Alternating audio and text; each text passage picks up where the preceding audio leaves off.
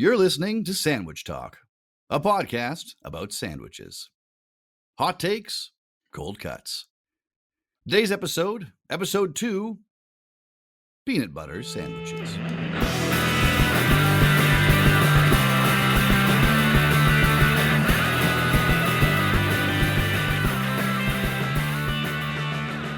So welcome to Sandwich Talk, podcast about sandwiches. We are your hosts, the trifecta of talking about sandwiches. First of all, we have Barry Enderwick, the host of Sandwiches of History, the master of the plus up. Hello, Barry. Hello, John. Great to be back with you guys. And of course, we have the man who knows more about sandwiches than the internet himself, Jim Beheimer, Sandwich Tribunal founder and creator. Thank you, Barry. And then, of course, the terror who eats sandwiches in the night. Sorry, I've had Darkwing Duck on the mind. John Ostrander, the internet's beloved sandwich dad. Yeah, I do no longer eat as many sandwiches in the night. Acid reflux, don't you know? I hear that. But there are some After Dark episodes we'll get to at some point. But we also have a wonderful guest here with us today. Today's guest might have been the one who actually coined the hashtag Sandwich Talk on TikTok. We, of course, at this podcast replaced the TOK with TALK because we're very creative or very lazy. But anyway, the first time he ever called on Sandwich Talk was to confirm a 10 out of 10 sandwich that he created by rolling dice in the style of Dungeons and Dragons with bread, main, cheese, roughage, wild magic, and sauce. It's our pal, the creator and host of Roll for Sandwich. You can find him everywhere at Adventures in Narnia. It's Jake Pauwels. Yay! Hey. Thanks for having me, guys. Hiya, Jake. Hi. Welcome. Well, we're so glad you're here. It's Sandwich Talk possibly exists because of your asking we Sandwich Avengers to assemble on sandwich number 42, which was a peanut butter sandwich, which is the theme of today's episode. So it's absolutely fitting that we have you here, and we're just so glad you're able to make time for us today. Yeah, I have very much enjoyed getting some consensus on quite a few of the sandwiches that have been created by the dice to make sure that I'm not crazy, at least not completely crazy. But yeah, it's been a lot of fun, and I'm glad to be here to talk to you guys today. Yeah, and I think we're still behind on a few of the 10 out of 10s. For those who don't know, typically since the first time when Sandwich 42 was rolled, Barry and Jim and myself will sometimes take any future 10 out of 10s that Jake rolls and try and recreate them on our own pages. Sometimes with success, sometimes with not.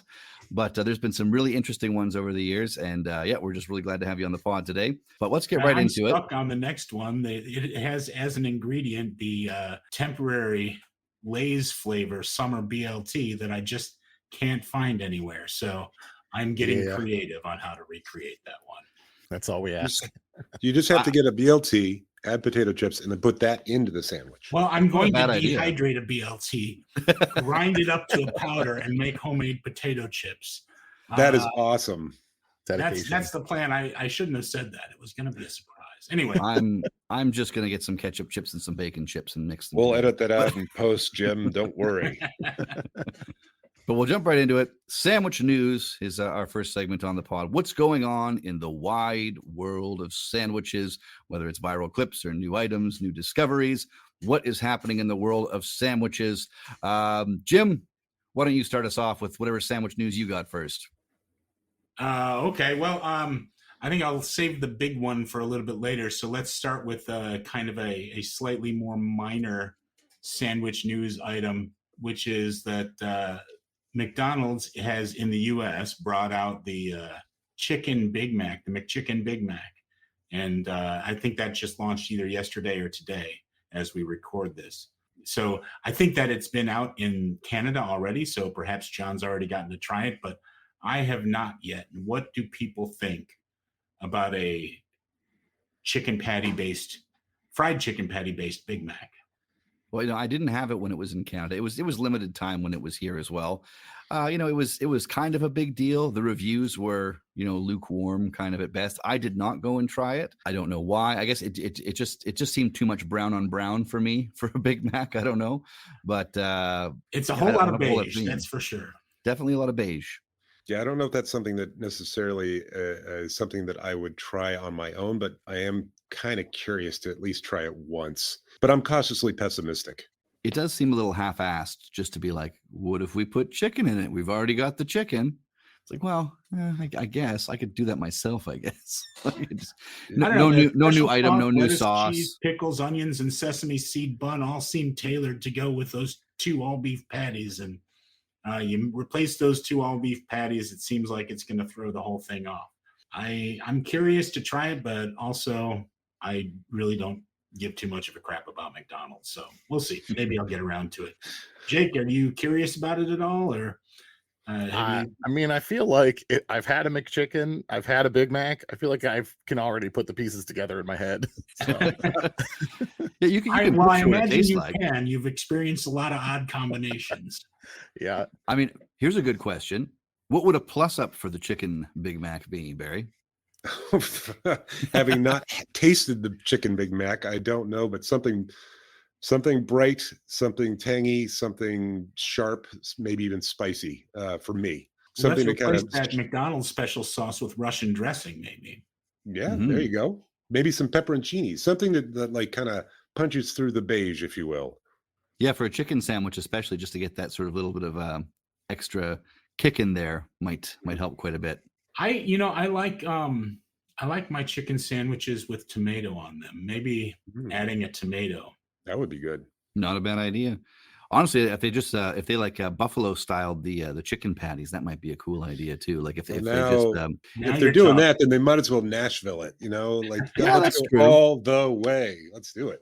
But either way, and I have no opportunity to try it any more in Canada because it is gone. We do have a different like crazy burger that's only in Canada right now. That's kind of been a sandwich news, at least up here, which is A&W Canada, which is very different from A&W in the US. They just partnered with Ruffles, and they have created the Ruffles Crunch Burger, which is a teen burger with just their special sauce. It's basically a bacon cheeseburger is the teen burger, but it has cheddar and sour cream Ruffles on it. I had it yesterday, and some of the bites were good, but once the chips are gone, because the chips are a great flavor, they go with it. But once the chips are gone, it's just mid. Am I too old to say mid? Can I say mid still? You can say mid. Okay, good. Yeah. I don't feel comfortable saying mid. I'm not going to adopt no cap anytime soon either. Yeah, I did feel uncomfortable when I said it, which is why I asked. Jim, just so we're clear, that means you will not have any Riz. I'm just saying. I was born without Riz, and I continue to exist without it. Apparently, it's not required for me to keep breathing. But it begs the question, even though going a little bit off of the sandwich news topic, how do you guys feel about chips on burgers? I usually am kind of lukewarm on the idea, and this new burger kind of sold me on it a little bit because the chips actually did go well with the flavors of the burger. But personally, I've not had chips on burgers. I've had fries on burgers, and I enjoyed that quite a bit. I am a big fan of chips in sandwiches in general myself, because I do like the added flavor and texture that it brings to some of the sandwiches. But as for on a burger, I've yet to try that. Yeah, I haven't had it on a burger, but I'm not a big carb on carb guy. Like there's bread already there, and I don't need to add potatoes and rice and all that kind of stuff. It's generally not my favorite thing to do, but chips do have a little bit of crunch to them. And you said that they were a ridged chip, like Ruffles or something. They were, yeah, Ruffles cheddar and sour cream, I think. And I wonder if those Ruffles actually do a better job of maintaining their crispness throughout the process of consuming the sandwich than a flat chip would. They did, and I think because there was also lettuce in there, and sometimes people will use chips too, and instead of lettuce, but because there was also lettuce, it seemed like somehow there was a bit of a barrier, and they didn't sog out. They did. Some of them did eventually kind of meld with the burger, but at least the first few bites, they weren't sogged out, and it wasn't, they weren't. It held enough integrity so that they weren't just all over the place and just turned to dust like maybe like your average like Lay's chip might. But I mean, when it comes to burgers or sandwiches and chips, Jake, how do you feel about it? What's your preferred method? I am absolutely a strong proponent of chips on a sandwich. I really like the crunch. I really like different textures it's the same, it gives you the same type of a crunch as like a crispy bacon might, but you're not tied into, I mean, bacon's great, but you don't need bacon on every sandwich. There's some sandwiches where you might prefer something different. I really like chips on a sandwich, chips on a burger, same thing. It depends on what sandwich, what type of chips. But I think my favorite that I've done so far generally is like salt and vinegar kettle chips, because you also get the brightness from the vinegar, but the kettle chips are a little bit more crunchy, a little less prone to getting soggy. So like if I get a sub at Jimmy John's or something like that, the chips are part of the sandwich for me. Nice. So. There's I get these Tato brand chips from the Irish market near me, and they have they're not particularly crisp, and they don't last particularly longer or anything, but they have a pickled onion flavor that is so pungent and so in your face that's what I like to put in a sandwich if I'm going to put anything, because it's not just a little bit of potato and a little bit of salt. It's got this really strong onion flavor as well. That's something that I noticed immediately with the chips I tried in the burger yesterday, is the flavor was strong enough that it was part of the actual sandwich. And I think if you're just putting regular chips, sometimes you're just sort of getting a little bit of extra salt and crunch, not a whole lot of the actual flavor of the chip. But if you got a really strong flavored chip, like you say, with even with like salt and vinegar, like Jake was saying, that's going to cut through a little bit. I will say though, like if you have a really good, like a kettle chip that's plain salted and you put that in with like a tuna salad, there's something that really it works really well in that environment. But I hear you. I agree that the stronger flavored chips are the ones that bring more life to the party in the general sense. Have you guys ever had, so my mom used to use the dregs of the chip bags that we had to bread chicken or fish. Nice. Have you guys ever had anything like that? I'm about to at this point. I got chicken thawed right now. Come on. Because we're talking about, like, you could almost make like a katsu sandwich with that, and just take whatever your main is and bread it with potato chips, and then see how that goes. Well, I like the sound of that, and especially because my mom eats a gluten-free diet, and so like a lot of the stuff that I make, obviously no good for her. But if I could bread something with potato chip crumbs, she might enjoy that. As it just so happens, the sandwich I'm posting today on the day that we're recording this is a crunchy tuna sandwich that actually coats the outside of the bread with crushed potato chips and bakes it. Ooh. Oh, wow. The ingredients, are not the best, because it was from a craft cookbook of 1982. So you can imagine what they called for, but the concept was pretty good. I like the sound of that. It's really funny that the chips keeps coming up, because I was actually just looking while I was waiting to get started here. I was looking on the Steamed Hams Discord, which I know the three of us are all members.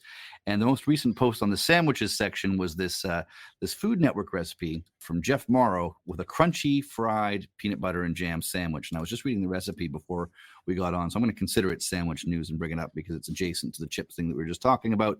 But essentially, it's a peanut butter sandwich, crunchy peanut butter and raspberry on either side of the bread, and then bananas and plain rippled potato chips on the other side with the peanut butter. You put it together, and then you crush up cinnamon square cereals, and you batter this sandwich. You dip it in egg, and then you dip it in cinnamon toast crunch, and then you fry it. I honestly, it's hard to compute the levels of what this might taste like, but I'm putting it on my list. I'll tell you what, the photo looks incredible, but it's like cinnamon toast crunch crusted grilled cheese with bananas and chips in it. I think I just gained 10 pounds listening to you describe it. Yeah, it's unbelievable. I can't believe it came up just before we were about to. It wasn't part of my sandwich news list, but I felt like I need to tell you guys about it, because it's got crunch, it's got a crust, it's got chips in it. Like, holy crap! Yeah, I was totally with you there until the cinnamon toast crunch, and I like cinnamon toast crunch. I feel like that just took it kind of a step too far. Yeah, I don't disagree. It's maybe even wasn't cinnamon toast crunch. Maybe if you were crusting it with chips and putting the cinnamon toast crunch in the sandwich, maybe it'd be different. I don't know, because you got all For the me, sweet in the sandwich. because I like the combination of sweet and savory. That is something that I'm down with, and even bringing in warm spices like the cinnamon and all that. But this really started at a certain point, seemed to cross a line into stunt food to me, Yeah, where more is more. And I would try it if someone made it, but it's not something that I'm inclined to go and make personally. And no offense to whoever posted it. Sorry. Oh no, that's fine. I don't mean to be a It's, jerk, but it felt like it was a few steps beyond. I'm just absolutely putting it on my list because it's definitely the kind of garbage food that if I see a recipe like that, I'm 100%. It might be an after dark. It might be a sandwich that goes bump in the night, but you know. Did you ever try my Elvis in Hawaii, John? I did actually try your Elvis in Hawaii, and that was with it was with Spam instead of bacon. Is that right? Right. Mm-hmm. So peanut butter, grilled peanut butter, banana, and Spam. And a little drizzle of honey. I like to just amp up right. the sweetness a little bit to balance out the Spam. But yeah, I like that. I like that sweet and savory combination as well. Spam also goes well in a fluffernutter, believe it or not. Ooh. But that's a completely different. Well, it's actually not a different subject, is it? Today's topic. Not today. Yeah. and somehow even our sandwich news is jumping into peanut butter in it already. So like we're absolutely on brand for today's episode. But we should jump off real quick because we have a couple of other sandwich news items we should get to. Just wanted to mention too, one of the fun things going on is that in Chicago, Jim's neck of the woods, Roost Chicken has a couple of interesting sandwiches. Jim, why don't you tell us about those? Oh, sure. Yeah. So they're essentially doing a mock election kind of. They've created a chicken sandwich inspired by Kamala Harris, and they've created another one inspired by Donald Trump. And they're selling them both at least one of their locations. They have a couple of locations still, I think. But and then allowing people to vote for their favorites. I don't know if people are voting based on the sandwich flavors or based on something lame like policies. But so far, the Kamala is winning the battle at 64% to 36%, according to the story that I'm reading. Okay.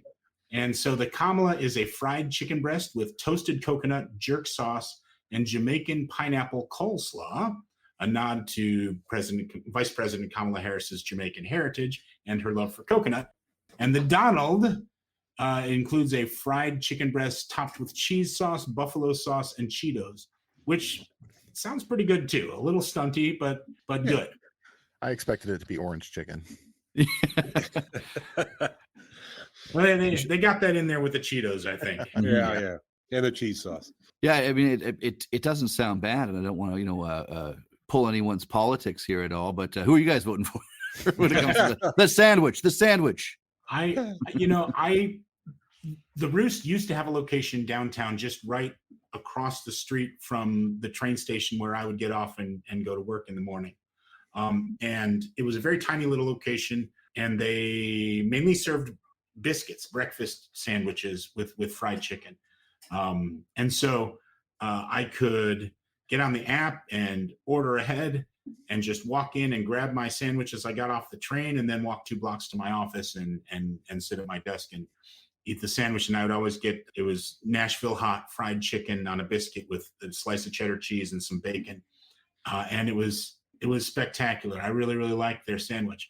As far as the two that they're talking about here, I really like the sound of that Kamala, and I'm strictly talking about flavors here. I'm not big on cheese on fried chicken. I know I just mentioned the slice of cheddar on that one that I was talking about, but a big glob of cheese sauce and Cheetos sounds a little excessive to me. Whereas my favorite fried chicken sandwich in Chicago is a Cambodian fried chicken sandwich from a restaurant called Hermosa that has sort of a papaya salad on top of a good savory fried chicken in like a brioche bun. And it's fantastic. And so I like that sort of combination of, a sweet tart salad with pineapple in it, sitting on with Jamaican flavors on a fried chicken patty or fried chicken breast or whatever have you. So that sounds great to me. What about you guys? Yeah, I was gonna say, like, if you've ever watched any of the International Sandwich Sundays, you'd know probably right away that the Kamala Harris version with the jerk seasoning and the coconut is definitely more interesting to me. I wouldn't say no to the other one because it sounds like it'd be an interesting bite for sure. But flavor wise, that sounds very interesting to me. The jerk seasoning and stuff. Jake, how about you? I can't weigh in yet because I'm not American. So. Yeah. Even though physically, I have some problems when it comes to spice agreeing with me, I do really enjoy the taste of jerk seasoning.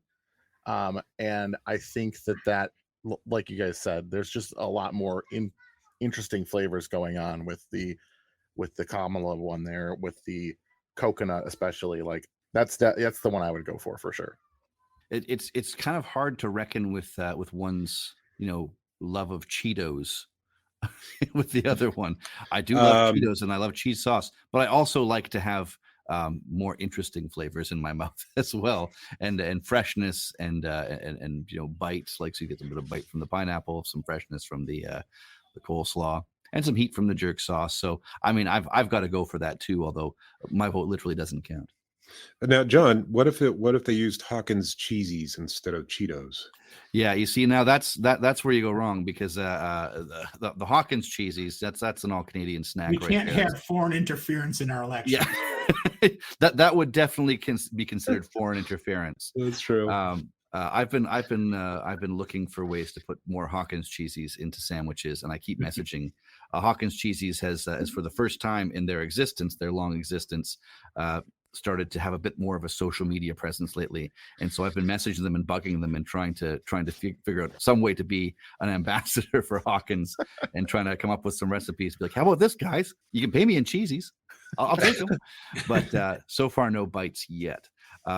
If there were Hawkins cheesies if there was foreign interference in the Donald, still, that's also a super intense flavor. There'd have to be something to cut that for that sandwich to actually be good. As Barry once put it, the absolute final word, as far as I'm concerned, on Hawkins cheesies for anyone out there who's never had the Canadian version of Cheetos, I can't remember how Barry put it. I'm going to paraphrase, but it's adult Cheetos. They're a little bit Cheetos stronger. After dark. Cheetos after dark, exactly. Yeah. Cool. Well, there is one more, I think at least one more sandwich news item we wanted to cover. And this one I thought probably there's a lot of discussion to be had, and we're going to have to cut it short. But have you guys seen this United States of Sandwiches infographic that's been going around with a representative sandwich for each of the 50 states? I've got a link to it here in the chat if you want to take a look. Because there's some things about it that are okay, and there's some things about it that are not. So first off, have you guys seen the graphic? Yes. Jake? I think so. I'm not seeing. I can put the link back in the chat if that would be helpful. I will say that the entity that put this graphic out does this frequently as content marketing kind of plays. So they're trying to drive engagement, which means they're not necessarily trying to do a good job. Right. Yeah, I haven't seen this graphic before. It's not the one I was thinking of. It's a different one, which is interesting because the one I have seen has said that the only sandwich that is of note from Michigan is a ham sandwich, which I find kind of offensive. Well, I mean, if you're talking about the sandwich from Mike's famous ham place in Detroit, I think that is a more appropriate choice than what we have here, which is Reuben. Yeah, there are two origin stories for the Reuben, one of which references Omaha, Nebraska, and the other one references New York, New York. Yeah, I don't know. Neither one of them have anything to do with Michigan. Yeah, I would have even settled for a Coney dog. I mean, you look at Colorado. What was it? Is it Colorado? One of them says like the Denver sandwich, and it's like, did you just make that up? Like a Denver omelet in a sandwich? Well, no, that's a real thing. You can get them all over the place in Canada. But is that really a Colorado thing? Oh, no, it's absolutely not a Colorado thing. Yeah. So like the Fool's Gold Loaf is more of a Colorado thing. Yeah. There you go. Yeah, exactly.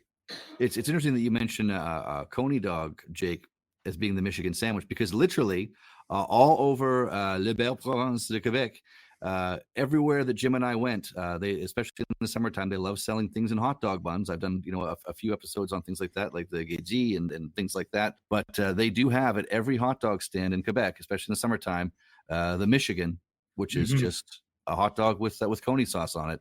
And it's literally called the Michigan in Quebec. It's a sandwich of Canada almost, except for it's from Michigan.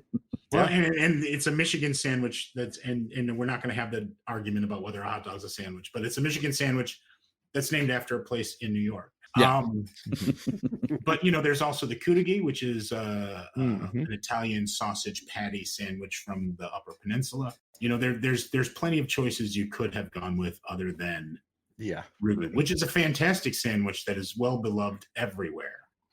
It's truly a top tier sandwich, but no bearing whatsoever on Michigan. Well, we should probably go through everybody's state, though. I mean, we are in 4 different time zones here. We have Eastern, Central, Mountain, and Pacific time that we're all living in at the moment. So obviously, the Reuben in Michigan seems like a bit of a who knows why they decided to do that. Illinois, which is where Jim is, the Italian beef, that does make sense for Illinois, wouldn't you say? It makes sense for Illinois until you get about 50 miles away from Chicago, and then you're hard pressed to find an Italian beef sandwich. Maybe a horseshoe? I grew up in downstate Illinois. I grew up in west central Illinois. In central Illinois, there is a sandwich, you might call it a sandwich, that's called the horseshoe. And it is essentially a piece of toast with a ham steak or a hamburger patty or something on it, and fries on top of that, and then a cheese sauce over the whole shebang. And it is outstanding. It is way, way too much. It is overwhelming. But that is you can't swing a cat without hitting one of those in central Illinois. And then you get farther south in Illinois, apparently, and this is just something I saw recently. I haven't researched it to the extent to know whether it's true or not, but apparently in the very southern end of Illinois, pork burgers are a big thing, which I'm interested in going and finding out if that's true or not. So I can't, put the whole weight of the tribunal behind that yet because I haven't actually researched it, but that seems to be a thing. So it kind of goes to what my overall take is on this kind of infographic, but I won't get there yet. Let's talk about California, where they've chosen the French dip. Which makes sense. I mean, it was created in Los Angeles. 2 different entities claim ownership over it. Both of them started in 1908. But I also noticed that they put the banh mi as Washington's sandwich. And it's like, well, the banh mi was popularized by Lee's Sandwiches, which is actually in Northern California. But the French dip does make sense given that when it was created and where it was created in LA. So I think that's okay. I think that makes sense from a sandwich standpoint. Yeah, maybe in the same way that the Italian beef makes sense for Illinois because it is a Chicago thing, whereas the French dip, though it does exist everywhere, seems like it's more of like an origin of LA thing, wouldn't it be? Like, isn't there like a more popular sandwich in say like Bay Area or Northern California, like where you live? Or it's funny because a while back I did when the 49ers were in the Super Bowl playing the Kansas City Chiefs, and I decided I was going to do a sandwich off, and I tried to find a sandwich that was iconic from San Francisco, Bay Area, and I couldn't find one. So I made one up. But someone came into the comment section and said, well, you clearly have not heard of the crab salad sandwich. And I had not. People I know had not. I've lived here for 20 plus years and never heard of it. But apparently crab salad sandwich is a San Francisco sandwich, which I had no idea. Well, and a couple hours south of you, there's the tri-tip from Santa Maria. Yeah, exactly. But I mean, like the French dip was supposedly invented in 1911, 1918, somewhere in there. So, and it is pretty old school. The Santa Maria tri-tip, I think, is a little bit later than that. And the crab salad sandwich, I have no idea when that was created. Well, let me know if you do any research on that. I'm interested. It's the kind of thing that I feel like I need to know to be complete. You should actually come out here and we could do some field research together. Sounds great. I'll see you in March. Okay. If we're really pressing the definitions and making a lot of people angry, the California sandwich probably should be a taco. That's not a sandwich, but thanks. I disagree, Barry. Right. I think that a taco fits the same niche, the same culinary niche in Mexican cuisine that a sandwich does in other cuisines. Even though we also have different forms of sandwiches. We've got semitas, we've got tortas, I Yeah. think that a taco, is fillings in a flatbread that's folded around. Yeah, we can agree to disagree. I think that tortilla is a uniform thickness, typically made of corn, and it's more like a sling than it is a compression like sandwich. But that's me. We'll get to that on a different episode. We'll have it out. I did want to cover another thing about this, and there's a lot. I mean, trust me, there's a lot, right? Because for example, they've got in Indiana for pork tenderloin sandwich, which is fine because that's where it originated. But Iowa's really, really proud of their pork tenderloin sandwiches. I was surprised the Iowa skinny wasn't on Iowa's. Well, I hate the term Iowa skinny, and I'm not going to go into it right now. It's a stupid term, and I hate it, and I want to punch the guy who invented it. But loose meat sandwich is also not a great term, but it's sort of an umbrella term that embraces like the tavern, the Made Right, the Charlie Boy, the Tasty Burger, a lot of different like local kind of things that are basically sauceless sloppy joes, so to speak, and those are great too. But the main thing I really wanted to talk about was we have the Navajo taco for Arizona, and South Dakota's official state sandwich is the Indian taco, what they call the Indian taco there. They don't call it the Navajo taco. And so, but then South Dakota, they have the pheasant sandwich, which is an absolutely brilliant choice for South Dakota as well. There's a really interesting story behind it. There was a train depot in Aberdeen, South Dakota, that during World War II, a lot of the soldiers who were shipping out ended up stopping through this Aberdeen, South Dakota. And there's a canteen at the train depot, and they would sell these pheasant sandwiches where they would just take fresh hunted pheasants and they'd make kind of a pheasant salad out of it and slap it in white bread and sell it to these. And so you had an entire generation of adult males who a sizable percentage of them shipped through Aberdeen, South Dakota and ate this sandwich. And so for a couple of generations older than us, it was a big deal. I mean, Bob Green, a journalist from Chicago, wrote a book about this place that I have sitting on my coffee table right now because I'm writing about this sandwich next month and I have yet to do my main portion of my research. But so I'm really very interested in trying it, and I will be trying it very soon. It's very cool. But like I said, I mean, the state of South Dakota basically said, you know what our sandwich is? It's the Indian taco. And it's funny too, because I mean the Bannock taco, Indian taco, Navajo taco, it's called a bunch of different things sort of all across Turtle Island in across many different First Nations. But it's also a thing here in Saskatchewan, of course. It's also a thing in Ontario and all across Canada. But then again, even in the South, pheasant is really big, and pheasant hunting is really big in the South Prairies, kind of around where I'm from as well. So I grew up putting pheasant in a lot of sandwiches. And it's funny as a Canadian looking at this list and thinking what could possibly be something in Canada as well. And there's a few that could be, and obviously there's a few that are very regional. But maybe it's up to me, the documentary of the sandwiches of Canada, to put together the other 13. Although I think I'd have some trouble and make a few cop-outs doing it myself if I was to make the 10 provinces and 3 territories a list of sandwiches. I look forward to your infographic, John. Yeah, my graphic arts or my graphic design skills aren't maybe up to par with this, but I have to outsource that one. I think overall my take on this kind of thing is that states don't produce cuisines, cultures produce cuisines, and cultures don't necessarily conform to state boundaries. And so, for example, California is a big state with a lot of different microcultures across the length of the state. Same thing with Illinois, same thing with a lot of places. Michigan also, you've got the Detroit area, you've got Central Michigan, you've got the Upper Peninsula, the Chicago is its own sort of microculture that spreads up into the southeastern end of Wisconsin and the northwestern end of Indiana. So, I mean, St. Louis is its own microculture that extends into West Central Illinois. So, it's kind of silly to do this kind of thing, but it does drive engagement and discussion. That's completely true. But sandwiches have no boundaries. 100%. Right? Let's put that on a t-shirt. We'll make $1 million. There you go. Or at least like 10 or 15. We'll make dozens of dollars. Dozens. Dozens. All right. Well, I think that's covered most of the sandwich news in the last little while, but I'd like to kind of get to the next segment, which is sandwiches of the week, the best sandwich that each of us has had in this past week. And I want to start with our guest because I know, Jake, you make 3 roll for sandwiches per week. Is that right? Yes.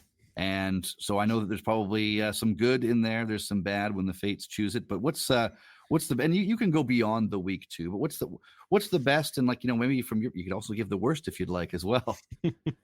Some highlights anyway. I feel like I give my thoughts on the sandwiches I've eaten like publicly all the time. So I'm gonna do a non-show sandwich. Oh, this is what I was wanting. Which I don't know if it's the best, but it's what I've had this week, and I will. So basically, and I don't know if this strays into sandwich news or whatever, but this is my own personal experience. Jimmy John's recently came out with toasted sandwiches. So for forever they've had sandwiches that they make very quickly, but the hot element was not present in Jimmy John's, and they just started doing hot sandwiches. So I've had 2 of them so far. I've had the roast beef and cheddar, and I've had the chicken bacon ranch. I'm torn. I think one of the best things about Jimmy John's is their French bread, and toasting it's fine, but it loses some of that texture that it is known for, that it's nice about it. And I feel like they didn't go far enough in changing what's going on the sandwich to make it worthy of being a hot sandwich. Like, you expect for a hot sandwich, and like I said, I haven't tried all of them, but like the chicken bacon ranch had chicken that was pretty dry and bacon, and honestly not enough cheese for what I was expecting as like a melt type sandwich, but it was okay. Hot ranch. Right. I think they added that at the end, hopefully. I think the roast beef and cheddar was better, but again, it's just very simple.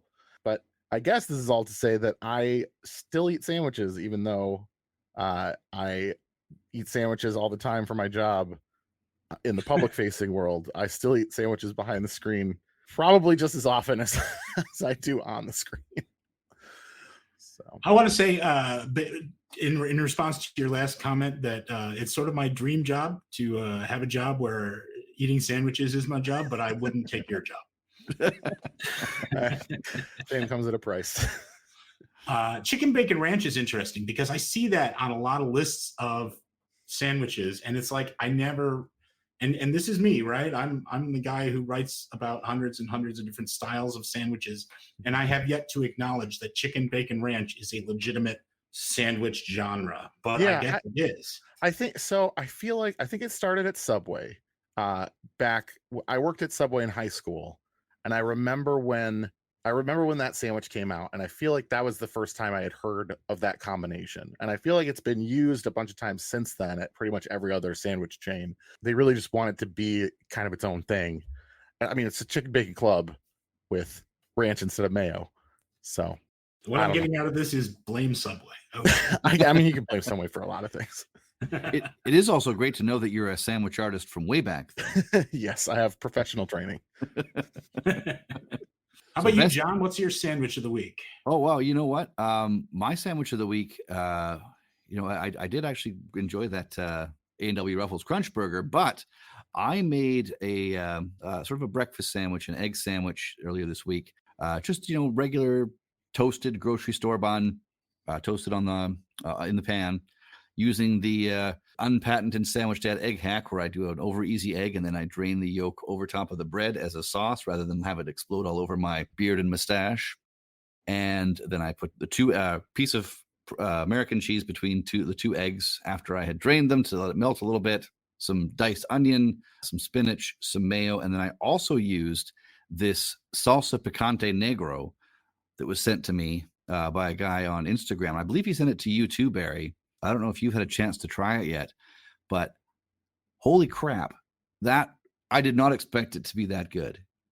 I expected it to taste, it's a hot sauce, it's darker, maybe it has some extra, umami or something, but it took that sandwich from being just like, a basic sounding breakfast sandwich to being something that was actually craveable. I found myself pouring this sauce over top of it afterwards. It was so good. It's like it's just a black hot sauce. It's not super spicy, but it's almost as if there was like a hot pepper sauce mixed with like a Worcester and a soy or something like that. It had this very like deep, rich umami to it, but was also like a hot pepper sauce. It was absolutely phenomenal, and I haven't edited the video yet, but I'm going to post maybe later this week, but we'll see. Looking forward to that. Did you try that hot sauce that the salsa picante negro berry? Not yet, no. And I just have to go through and do a little purge on the hot sauce bin that I have, because I have I'll bet way too many of them, and I can't get to all of them. They start to expire before I get to them, which I feel bad about. But I haven't tried that yet. It's still not expired, so I can. I look forward to trying that now. Yeah, I highly recommend it. I will post the video coming soon, but yeah, man, I couldn't believe how good it was. I've been putting it on everything. I'm going to be out pretty soon, I think, already, and I just tried it this week. So, but how about you, Barry? Sandwich of the week? Well, I've had COVID all week, so I haven't been making any sandwiches, even off camera. So I don't really have a sandwich of the week, unfortunately, to share. I did do I posted the shark and bake on Sunday, and that was quite an adventure. But man, that was just this crazy explosion of flavor, and I really enjoyed that quite a bit. But it was quite a process to get through. And so for the listeners who may not have seen, so what makes a shark and bake? Well, oddly enough, there's nothing baked. It's a fry bread, basically, yeasted fry bread that you deep fry in oil, and then you take marinated shark, or in my case, I did marinated swordfish, because the shark that I could get around here probably is not sustainably harvested. And so you put it in this marinade. There's tamarind sauce, pepper sauce, that's Jamaican pepper sauce. And the site that I used as a source also had this thing called an sauce, which was this interesting blend of mayonnaise, thyme, sugar, spices. And it was just this explosion of flavor between the marinade on the swordfish, which was breaded and deep fried, and the coating on the swordfish was seasoned as well. The other thing is the sauce and the marinade for the shark or the swordfish called for something called culantro, which I've been hearing about, but I've never tasted because it's not really widely available. So I made it my mission to hunt that down, and it's like a much more vibrant, brighter cilantro, and now I want it all the time. Like Wow. It is so They call good. it Shadow Benny in Trinidad, don't they? Something Yes, yeah, something like that. And it was a revelation to try that. I'm gonna go in search of some seeds for that. Get some growing, maybe. Me too, because it was not easy to find in a store. I have an Afro-Caribbean market near me called La Fruteria, which is on South Commercial Avenue in Chicago, and that's where I go to get that kind of stuff. Yeah, they're pretty Nice. good at having it usually. Nice. All right, Jim, your sandwich of the week. I'm going to go 2 weeks ago, guys, because 2 weeks ago today was my birthday, and I made my birthday sandwich, and it was a corker. It was Vietnamese demi baguette from my favorite Vietnamese bakery in Chicago, Nulon Bakery, which I made a wasabi mayo using Kewpie mayo. And then I made a raw tuna lab, which is a Lao Thai salad, which is, basically usually minced meat that's mixed with chilies and shallots and herbs, and dressed with lime juice and fish sauce, and all mixed up. So I used raw tuna with that, and then also some leaf lettuce and pickled daikon radish and pickled carrots, and of course this Lao sauce. That's the name of it is escaping me at the moment. I'm sorry, but it's like an herby hot sauce, an herby chili sauce that I put on the top of that. Sounds amazing. And it was just almost too much flavor, but that's kind of the way I like it. I like really, really intense experiences. That's why I drink Malort, and that's why I eat crazy sandwiches like this raw tuna lop on me that I made. It honestly, the video is up on Jim's page. If you haven't seen it, go check out at Sandwich Tribunal. It It looks incredible. It does. It's the sandwich I think we all strive for. Not the Malort, but the sandwich. Yeah. Do you think there's someone you could get like a Malort mayo in there or something? I should think about doing something with Malort. Like, you could probably make something like a marmalade, like a Malort marmalade. Malormalade. You could try a molustard. Molustard. It can be that I don't know too. if I like the sound of that.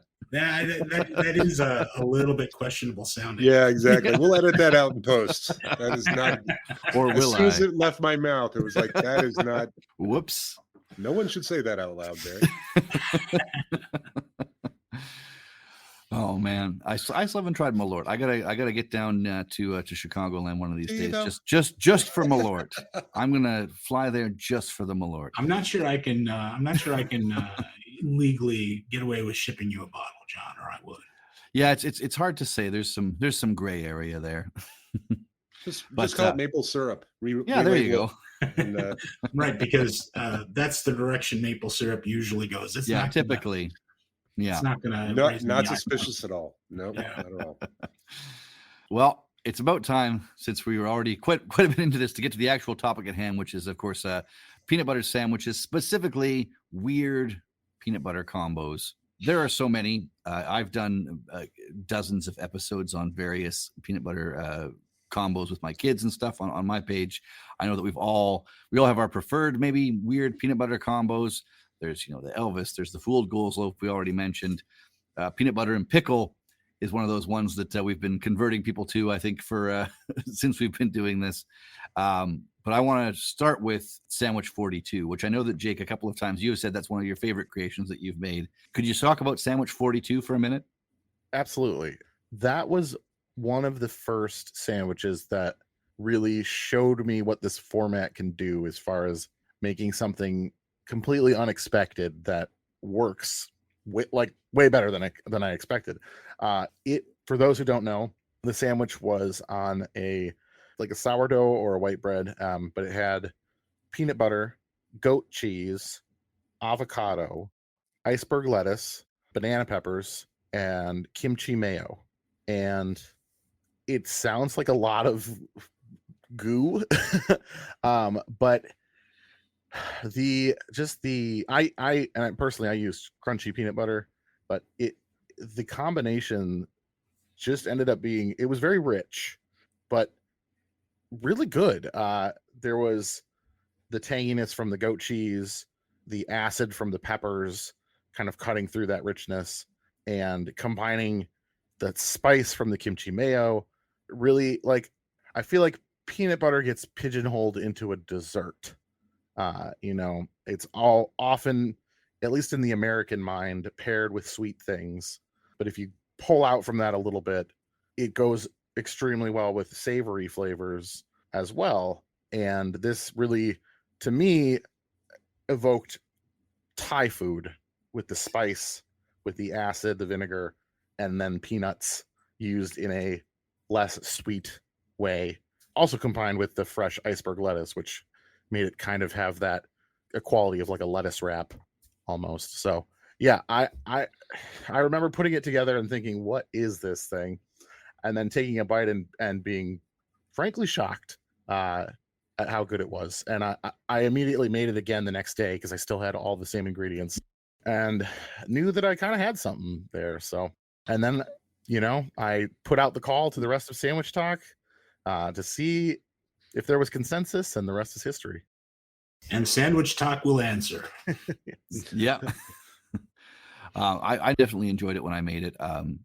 I did the thing that I always do with anything, which is never follow the complete recipe. I get there and then I make at least one substitution. I couldn't find kimchi mayo, so I think I used sriracha mayo or something like that. So I don't think I got the full effect, but I mean, it was a hot mayo, good enough. But it was a great combination of flavors. Barry, I know you made it. Do you remember? Did you plus it up at all when you made it? No, I don't. If I remember correctly, and boy, that's a tall order. I don't know that I did. I don't think I did. I think I had the same reaction as Jake, where it was just like, whoa, this is tasty. This is really tasty. And I should have been totally surprised because I've had sandwiches in the past with peanut butter and peanut butter, eggs, sriracha, and cilantro, and it's fantastic.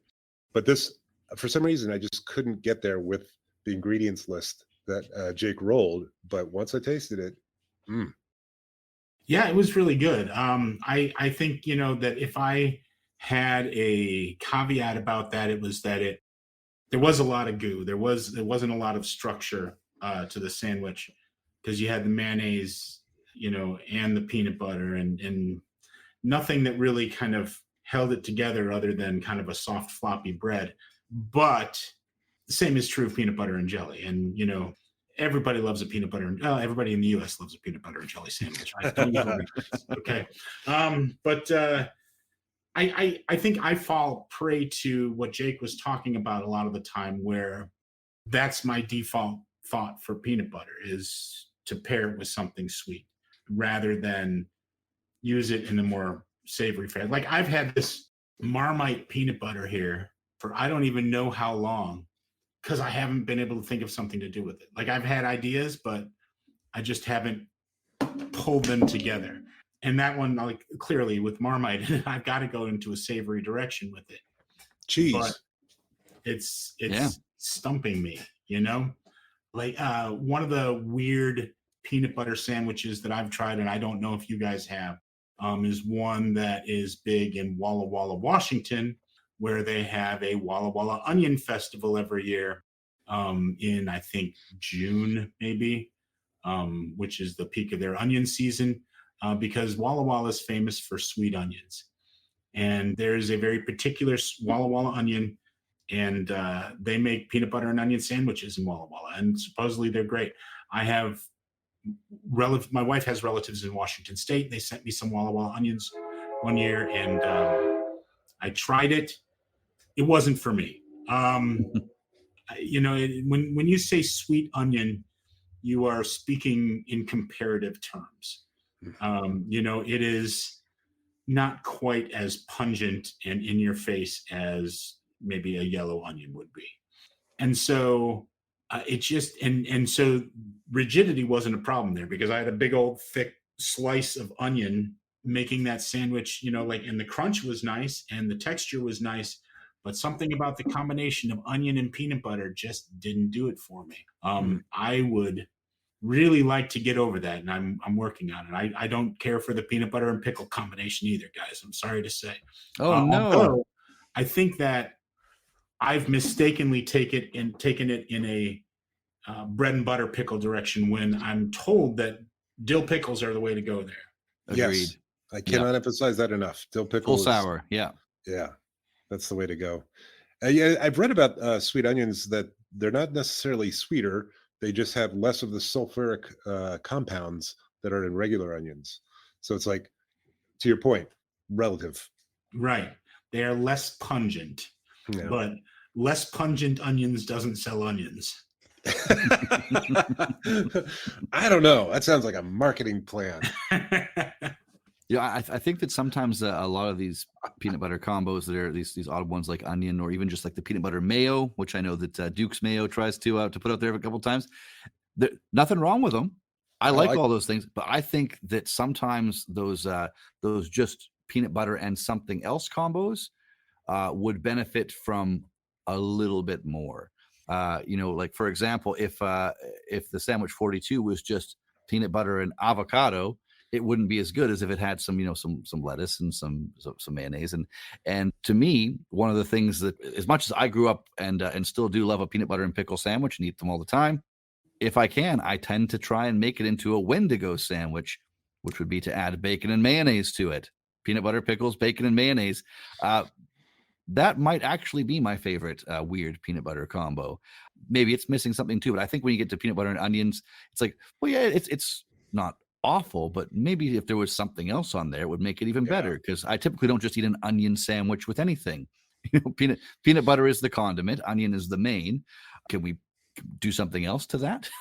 You should, if you get a chance, you should have a fried dill pickle sandwich. Oh, that sounds good. That's, I think, fried dill pickle peanut butter sandwich. I think it was quite tasty. Might have to do that one. But as far as like other PB combos, I know we've all probably tried a few. What do you think is the worst one that anyone's tried? I think we're all looking at Jake here. I mean, it's hard for me to even think of.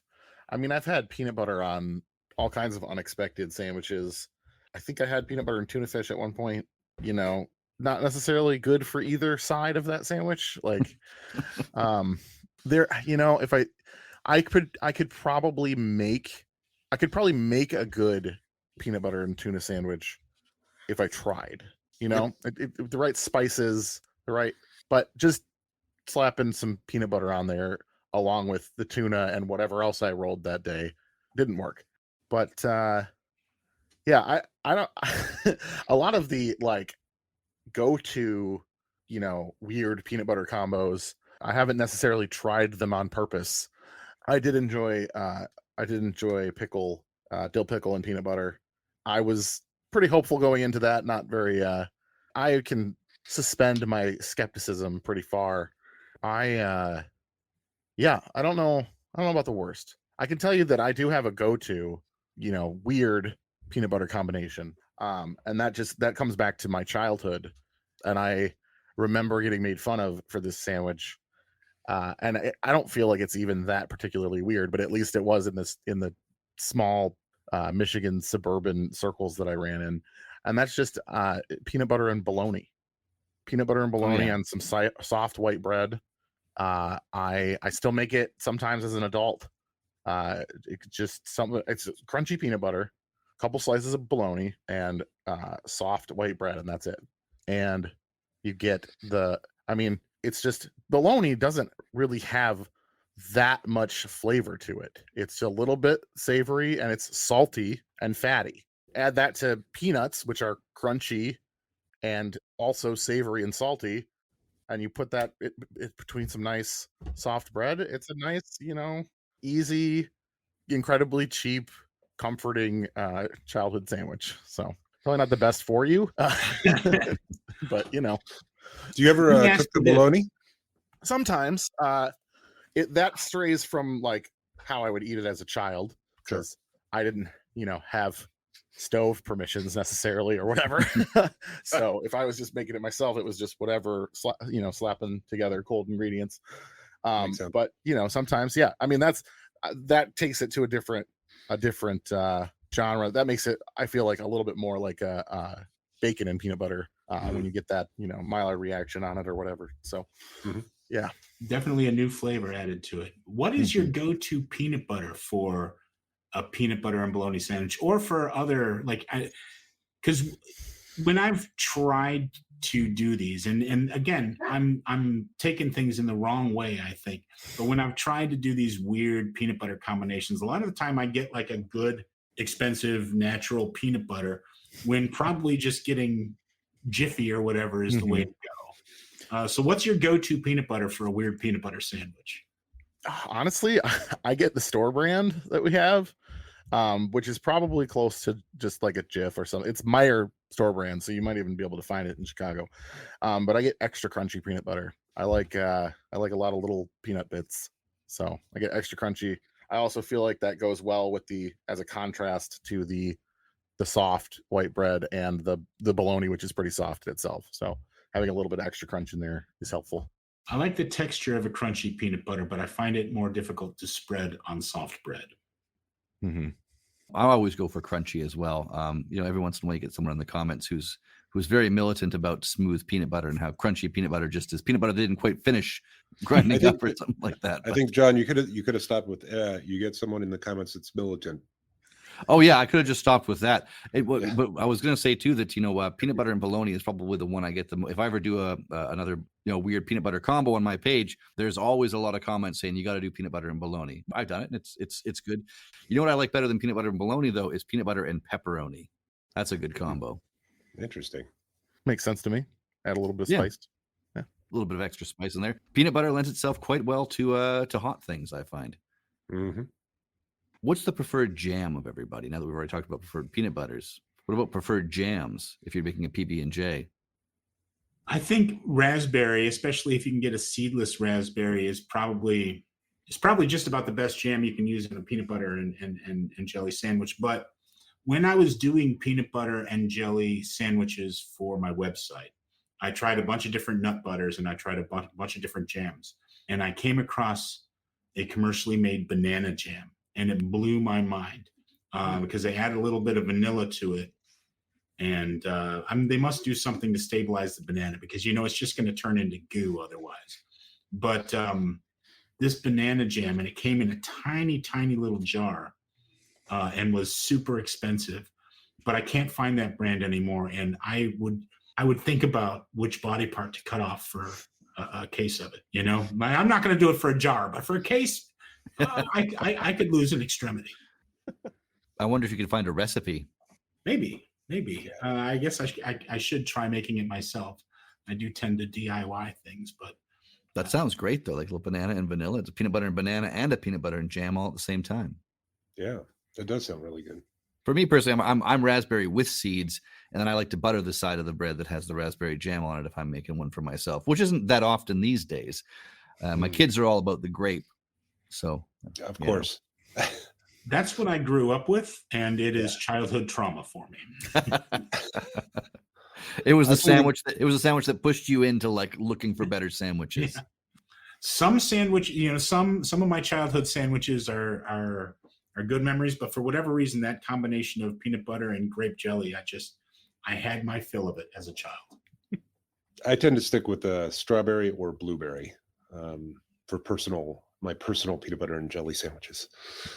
Just because I don't know, I just love the combination of either of those with the peanut butter. And I do like crunchy peanut butter for my personal sandwiches. Obviously, depending on what the sandwich is or when the recipe is, I'll use different peanut butters. But for personal use, I like crunchy. Blueberry is a strong choice. Thank you. Yeah, I'm a strawberry man as well. I do enjoy raspberry jelly, raspberry jam. But strawberry is my go-to. I think blueberry for me is a little bit too on the sweet side. I like the acid from strawberry or raspberry, but yeah. Yeah, the raspberry with seeds, John. You can have. We will never fight over that. You can have all of it. It's the same thing with orange juice in my house. The sandwich mom does not like pulp, and I'd take it if it was all pulp. I would prefer just pulp, actually. Just bite into a hunk of orange juice. Exactly. I want to feel it. It's called an orange. Yeah, that's usually what I default to is an orange. As far as the peanut butter question again, we do have different peanut butters between Canada and the States. We just started getting Jif up here, but typically like the main commercial brand of peanut butter here is actually Kraft, oddly enough, which isn't a peanut butter that's available down south. But when I go to the States, whether when I was in the Yukon, we went to Alaska, or recently I was in California, and I always make sure I order Skippy because I really like Skippy peanut butter. Skippy's crunchy is sort of like my treat to myself if I have to go, because I have to obviously buy peanut butter for kids sandwiches and things like that secretly from myself. But I always make sure I get the Skippy because we don't have that up here. We'll send you some contraband Skippy along with the Malorts. Skippy, Malort. What the hell is this guy up to? Maybe I should make Malort peanut butter. I don't know. Now we're talking. I like that. I don't know if you guys have seen that there is a sauce. I mean, I'm pretty sure you've seen it. A sauce that basically combines all the different ingredients for a Chicago hot dog into one. I think that maybe it's not a great idea. like maybe I like Malort. I like peanut butter. I don't need to really combine the two. I mean, I already have Marmite peanut butter. I don't really Malort peanut butter. It's kind of like the chopped sandwich fad, right? It's with the chopped sandwiches that were going on for such a long time there. And we recently made one. Was one of Jake's 10 out of 10s was good, and it was good. There's nothing wrong with it, but there's certain things that don't need to be all chopped up as a sandwich. Yeah. I like texture. I mean, that's like what Jake was saying about crunchy peanut butter. I like crunchy peanut butter better than smooth too. But smooth is way easier to put in a sandwich. It's an investment of time to spread crunchy peanut butter onto white bread without tearing the bread. And sometimes you just want to stuff some peanut butter in your face hole. That's true. It's also a test of patience. Mm-hmm. There's that great meme that was out there for a while, and it was two pictures of Willem Dafoe, and one was a picture of him from The Life Aquatic with his jaunty red red toucan, all smiles, clean shaven. And the caption above that one reads, "Making a sandwich." And then there's another picture of Willem Dafoe, which is black and white from the movie The Lighthouse, where he's the grizzled old captain with the beards putting away the ingredients after I eat the sandwich. I feel that. Yeah, I feel that big time. I feel like the sandwiches that I've been making recently always require a little bit more than if I was just to make a sandwich I wasn't filming. But with that, does anyone else have anything on the topic of peanut butter sandwiches and odd combos they want to get in? Just that I had the idea for a peanut butter and olive sandwich while we were talking right now. And I think that sounds like a terrible idea, but I've got this Marmite peanut butter that's already going to be weird and funky and a little bitter. So I might as well give it a shot. I've been eating a lot of black olives lately. I get these dry cured black olives from a Middle Eastern market, a couple towns up the highway. And they're my favorite thing to snack on. I can eat 5 or 6 of them and it just kind of takes the edge off my hunger. And it's only, maybe 10, 20 calories for a couple of olives, And so I've been eating a lot of those olives lately. And so the idea of peanut butter and olives, is it going to work? I don't know, but I'm willing to give it a shot. I'm willing to take one for the team. I can share with you that I did do a peanut butter and olive sandwich from 1936's 1001 Sandwiches a while back. I cannot remember if it was good or not. So I'll have to look up that video and we'll have to go through the archives. Yeah, exactly. And somehow I'm playing music. It can't have been super great because otherwise you might remember it. It must have been right in the middle somewhere. It couldn't have been that terrible either. That's right. There's no PTSD. Yeah, exactly. There's no leftover, no trauma. All right. Well, I think that's probably as far as we need to go into peanut butter sandwiches for now. There are 10 million more combinations, but a lot of them, again, are kind of in the middle. And I think we've kind of covered the high ends and the low ends. But I think we've reached the point in the show where we allow our guest to ask us any questions, any burning questions for sandwich talk from our special guest, Jake from Roll for Sandwich over here. Jake, what have you got for us?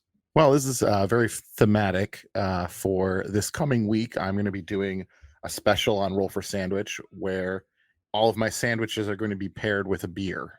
And so my question for you all is, what is your favorite sandwich to have with a beer? Barry, don't listen. Tacos. That's a great question. I think a lot of it depends on the beer, and there's different pairings that could work really well. For myself, if I'm having a beer, I think that I might like to go for a sausage, like maybe a Maxwell Street Polish with some grilled onions and mustard, a big old thick kielbasa and a tiny little hot dog bun, or even a bratwurst, again with grilled onions and mustard. That and I'd want to go with a real simple beer, something like a lager, a pilsner, a Helles, something light in color. Not super hoppy, not super malty, just something neutral to help wash that delicious sausage down. So that's where I would go. It's not a fancy answer, but that's my answer. There you go. This is a good question. I think I agree with Jim though that you don't when you're having a sandwich and a beer, you can't have those big super like a double IPA, double dry hopped IPAs because they tend to overpower everything. Those are good for having on their own. So I would probably stick with something like a lager or a pilsner. And probably have something like a fried chicken sandwich, maybe a Japanese style katsu sandwich with like an Asahi lager or something like that. Yeah, I'm kind of in the same boat. I think for me, it almost has to be a hot sandwich and a cold, lighter beer, but probably like a pilsner. That tends to be what I go towards. And so I would be thinking something along the lines of like something more burger adjacent, kind of any hot sandwich. But I would say like, basically kind of just a bacon cheeseburger would be kind of like my maybe go-to. But if we're getting out of the realm of burgers, which I know that sometimes people tend to frown upon, or at least, put into a category of other. So in that case, I'm going to say Michigan's state sandwich, the Reuben. a nice hot Reuben and like a nice, pint of a light pilsner out on a patio somewhere. That sounds pretty good to me. You just reminded me of something I tweeted years ago, John, and I hate to quote myself. That seems very gauche, but here we go. I said, as much as I love beer and fake quotes, it's actually bacon cheeseburgers that are proof that God loves us and wants us to be happy. By the way, John, tacos and beer are absolutely a great pairing. There's no better combo than tacos and beer on a nice hot day. That's for sure. I've been trying to get into micheladas lately. Have you had much experience with those, Barry? I've had one, and it's good, but it's a lot. So It's a lot.